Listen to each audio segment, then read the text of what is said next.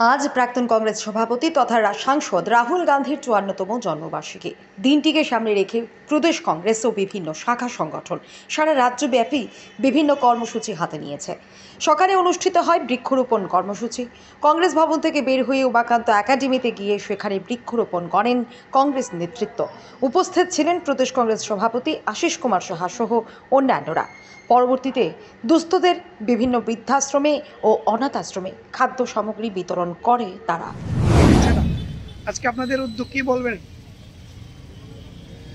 আজকে আমাদের সর্বভারতীয় কংগ্রেস কমিটি প্রাক্তন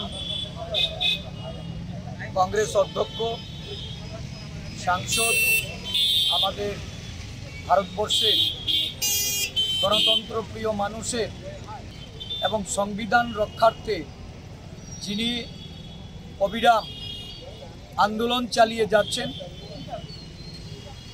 পিছিয়ে পড়া মানুষকে তার অধিকার পাইয়ে দেওয়ার জন্য দেশের বিরাট অংশের জনজাতি, পশ্চাৎপদ এবং তফসিলি জাতির মানুষের সংরক্ষণকে সুরক্ষিত রাখার জন্য যে লড়াই, এই লড়াইয়ের জননায়ক রাহুল গান্ধীজির ৫৪তম আজকে জন্মদিন। এই জন্মদিন উপলক্ষে আমরা ত্রিপুরা প্রদেশ কংগ্রেস, প্রদেশ যুব কংগ্রেস, প্রদেশ মহিলা কংগ্রেস এবং আমাদের বিভিন্ন শাখা ও বিভাগের পক্ষ থেকে কর্মসূচি আমরা হাতে নিয়েছি। বৃক্ষরোপণ, বিভিন্ন দুস্থদের খাদ্য সামগ্রী বিতরণ, বিভিন্ন ওল্ড এজ হোম, অরফেনেজ